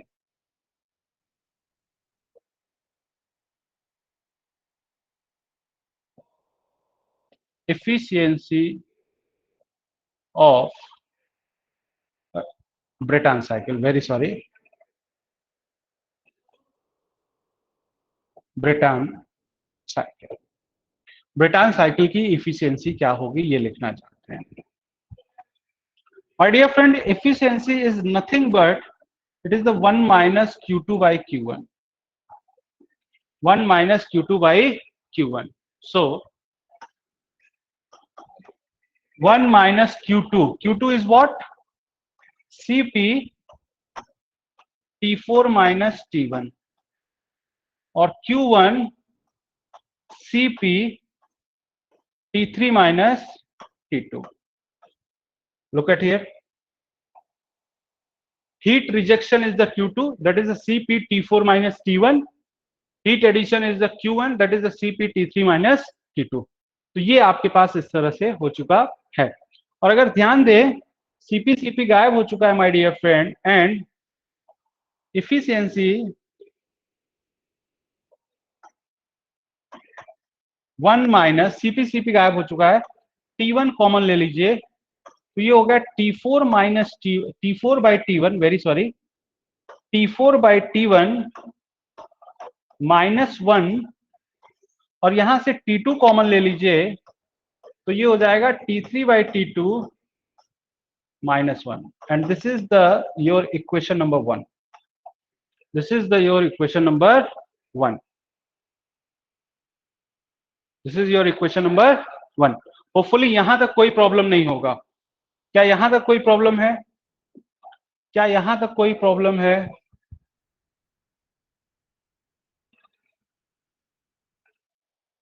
No, very good. अब दोस्तों एक बात और समझने की कोशिश करेंगे। प्रोसेस 1 से 2 क्या है? प्रोसेस 1 से 2 क्या है? क्या प्रोसेस 1 से 2 रिवर्सिबल एडियाबैटिक कंप्रेशन है? जी साहब, रिवर्सिबल एडियाबैटिक कंप्रेशन है।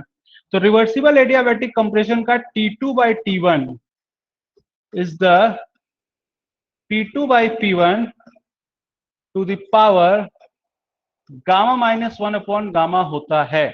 क्या ये ऐसा होता है? क्या ये ऐसा होता है? ये फॉर्मूला पता है? ये फॉर्मूला पता है? P2 by P1 is the power gamma minus 1 upon gamma.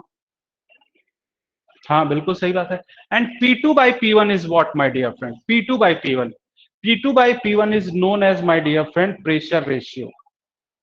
देखो 1 पे आप हैं, कंप्रेस्ड किया, कहां पे गए? 2 पे गए, तो कंप्रेशन कहां से कहां किया? 1 से 2। तो जो P2 बाई P1 है माय डियर फ्रेंड, उसको आप बोलते हैं कंप्रेशन रेशियो। क्या बोलते हैं?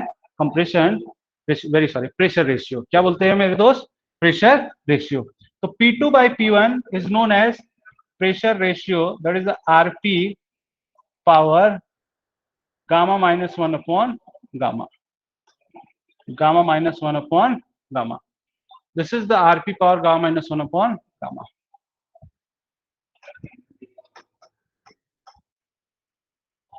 Okay, let us assume this is your equation number 2. And my dear friend, process 3 to 4. Process 3 to 4 भी एडियाबैटिक प्रोसेस है, और यहां पे भी अगर लिखना चाहें तो आप क्या लिख सकते हैं? T3 by T4 is the P3 by P4 power gamma minus 1 upon gamma. My dear friend, look at here. P2 और P3 एक ही प्रेशर है, और P4 और P1 भी एक ही प्रेशर है। तो P2 और P3 एक ही प्रेशर है, P1 और P4 एक ही प्रेशर है। तो माय डियर फ्रेंड, P3 को आप लिख सकते हैं P2, और P4 को आप लिख सकते हैं P1। P4 को क्या लिख सकते हैं, P1। ये again gamma minus 1 upon gamma, और ये अब again RP power gamma minus 1 upon gamma. My dear friend, this is your equation number 3. This is your equation number 3. And my dear friend, you know very well equation number 2 और equation number 3 का RHS एक जैसा है, और जब RHS एक जैसा है तो LHS भी एक जैसा होगा। So my dear friend, LHS is the T2 by T1 और T3 by T4. So from equation number 2 and 3, from equation 2 and 3 क्या बोल सकते हैं, T2 by T1 will be equal to T3 by T4। And यहां से एक बहुत ही beautiful result है कि T2 into T4, T2 into T4 is the T1 into T3। ये आपके पास ये रिजल्ट है, T2 into T4 is the T1 into T3। तो मेरे ख्याल से ये रिजल्ट बहुत इंपॉर्टेंट है, आप इसको याद रखेंगे। T2 T4 T1 T3 बराबर होता है ब्रेटन साइकिल में। और ये जो ब्रेटन साइकिल है माय डियर फ्रेंड, ये जो ब्रेटन साइकिल है T2 T4 T1 T3, यहां पर आप बोल सकते हैं कि इवन इवन का मल्टीप्लीकेशन ऑड ऑड के मल्टीप्लीकेशन के बराबर होगा। इवन इवन का मल्टीप्लीकेशन ऑड ऑड के मल्टीप्लीकेशन के बराबर होगा। एग्री और नॉट, एग्री और नॉट?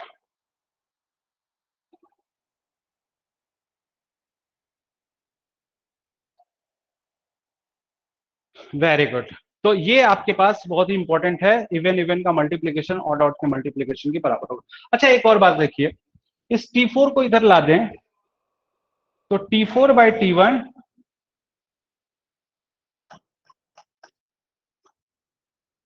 T4 बाई T1 और ये T3 बाई T2 बराबर हो गया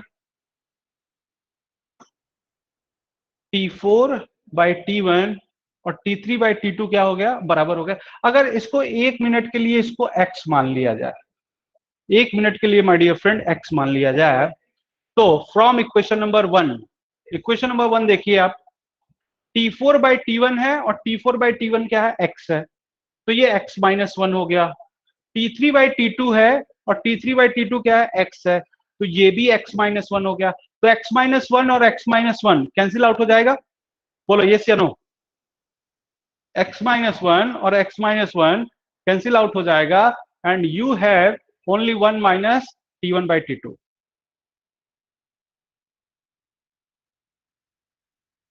ठीक है, वेरी गुड। तो ये आपके पास इस तरह से हो जाएगा। ठीक है, थोड़ा सा और जूम आउट कर दूं मैं, हाँ अब ठीक है। तो माय डियर फ्रेंड, मैं नेक्स्ट पेज पे इसको लिखता हूं, from equation number 1, from equation 1, equation 1 क्या कहता है, efficiency will be 1 minus T1 by T2, क्योंकि ये और ये कैंसिल आउट हो गया तो T1 by T2। So efficiency will be from equation number 2, from equation number 2, and what is equation number 2 my dear friend, what is equation number 2, listen here, equation number 2 is the T2 by T1, and T2 by T1 is the RP power gamma minus 1 upon gamma, RP power gamma minus 1 upon gamma, and here efficiency is the, you have 1 minus T1 by T2, वहां पे क्या था मेरे दोस्त, T2 by T1, तो यहां पे हो जाएगा 1 upon RP power gamma minus 1 upon gamma, is it 1 upon RP power gamma minus 1 upon gamma? बोलो क्लियर है मेरे दोस्त, क्लियर है साहब, क्लियर है, बहुत अच्छे, बहुत अच्छे, बहुत अच्छे। तो ये आपके पास इस तरह से हो चुका है। एक और बात समझिए,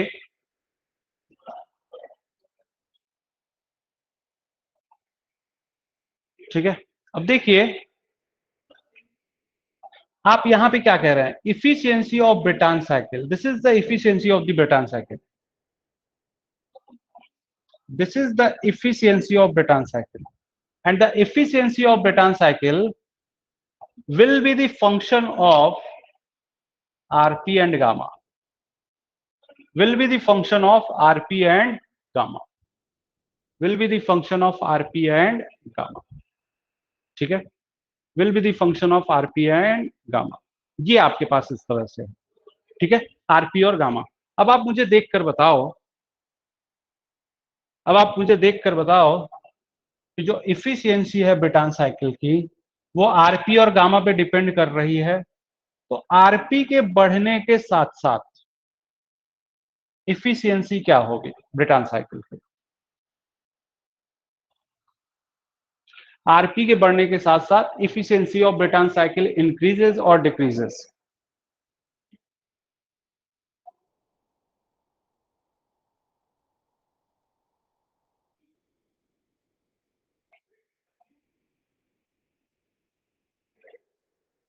इंक्रीजेस, वेरी गुड। देखो यार ब्रेटन साइकिल की इफिशियंसी देखिए, अगर यहां पे देखिए, मैं थोड़ा सा इसको और ऊपर कर लूं,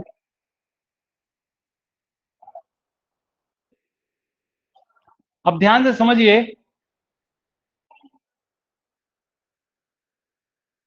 ये आरपी है, इसको इंक्रीज करेंगे तो ये जो है वो क्या होगा, वो इंक्रीज होगा, और अगर ये इंक्रीज हुआ तो ये जो है वो क्या होगा, वो डिक्रीज होगा।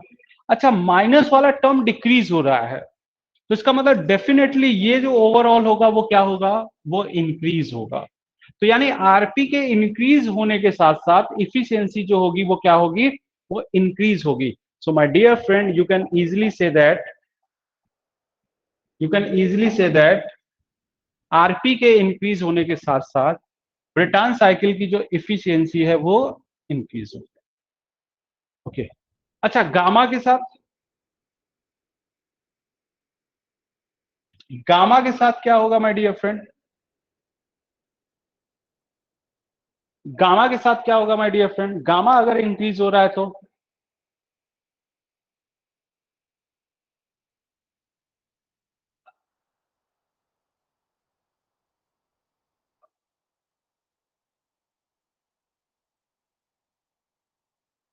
जल्दी फास्ट,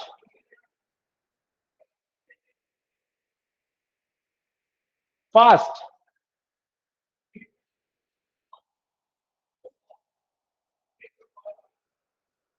डिक्रीजेस। सुहास, आप भी बता दीजिए।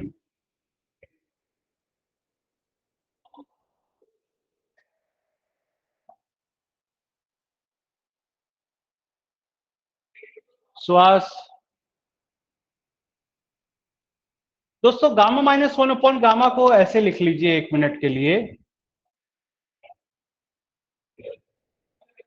One minus one upon gamma, ऐसा लिख लीजिए, one minus one upon gamma ऐसा लिख लीजिए। अब देखिए गामा की वैल्यू इंक्रीज हो रही है तो ये वैल्यू डिक्रीज होगी, यानी ये वैल्यू इंक्रीज होगी, यस या नो, ये जो वैल्यू होगी वो इंक्रीज होगी, यस या नो, यस या नो, यस या नो।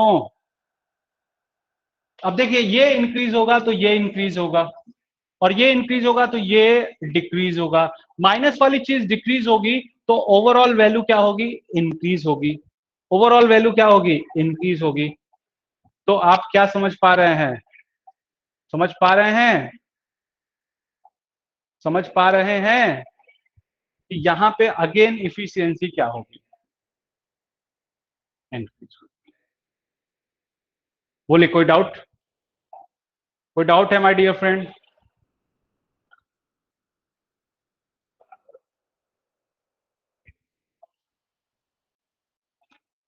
बहुत अच्छे, बहुत अच्छे, बहुत अच्छे। तो ये आपके पास इस तरह से हो चुका है। एक और बात अगर देखें, एक और बात अगर देखें my dear friend, my dear friend, suppose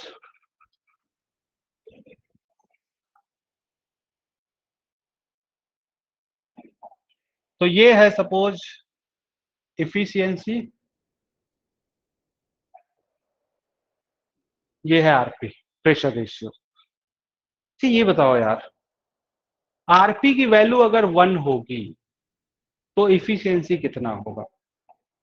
RP की वैल्यू 1 होगी तो इफिशियंसी कितना होगा? आरपी की वैल्यू 1 होगी तो इफिशियंसी क्या होगा?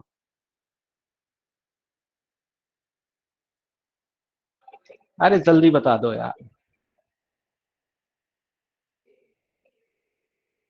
आरपी की वैल्यू 1 होगी, हाँ वेरी गुड। आरपी 1 होगा तो ये one one by some, 1 power something is the 1, 1/1 is the 1, 1 - 1 is the 0। तो आरपी अगर 1 हो गया माय डियर फ्रेंड तो इफिशियंसी 0 हो गई। अच्छा, आरपी 1 हो गया तो इमेजिन करो आप, आरपी 1 होने का मतलब आप कहना चाहते हैं कि कंप्रेसर से कंप्रेसर से जिस प्रेशर पे जा रहा है उसी प्रेशर से निकल रहा है, तो कंप्रेसर कुछ वर्क करेगा नहीं साहब।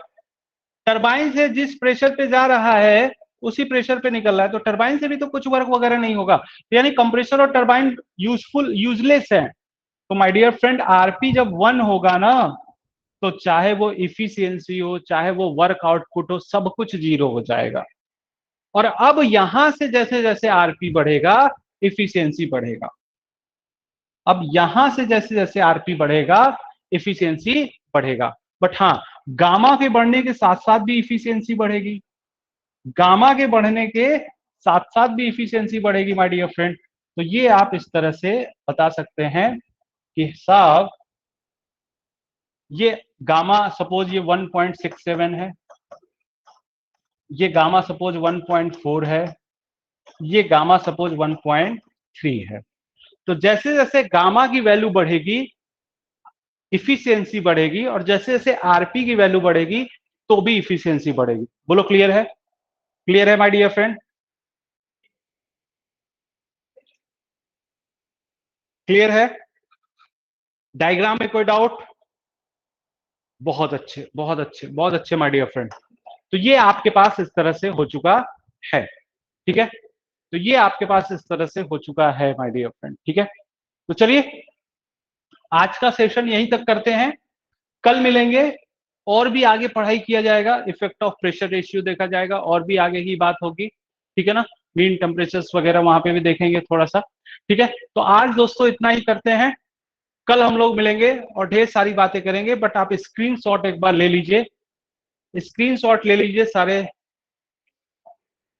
सारे पेज का, फिर उसके बाद हम लोग आगे बढ़ते हैं। ठीक है, बहुत अच्छे तेजस साहब, thank you very much. But एक बार स्क्रीनशॉट ले लीजिए। तो कल मेरे दोस्त सभी लोग टाइम पे रहना आप लोग।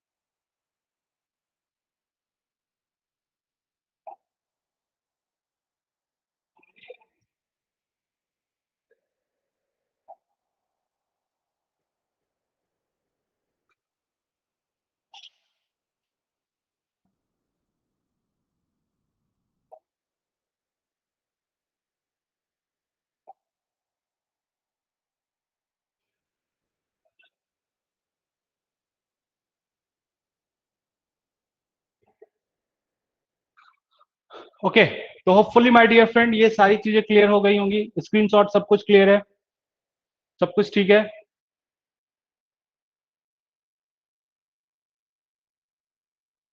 Is everything okay? ओके, तो चलिए दोस्तों आज इतना ही करते हैं। नेक्स्ट टाइम मिलेंगे हम लोग, ढेर सारी बातें करेंगे। कल हम लोग मिलेंगे। और ओपन रिटर्न साइकिल का एक बार फिर से ले लो आप इसको।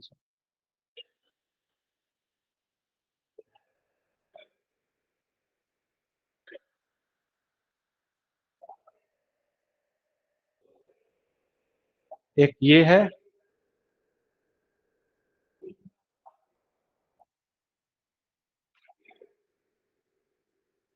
जूम आउट, क्या दिक्कत है इसमें?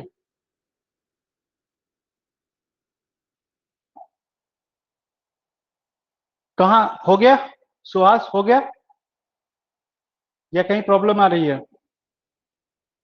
Done, okay, very good. तो माय डियर फ्रेंड, आज इतना ही करते हैं, कल मिलते हैं। Good bye, good night. आप लोग क्वेश्चंस करिए, पढ़ाई करिए। Thank you very much. Thank you दोस्तों, थैंक यू।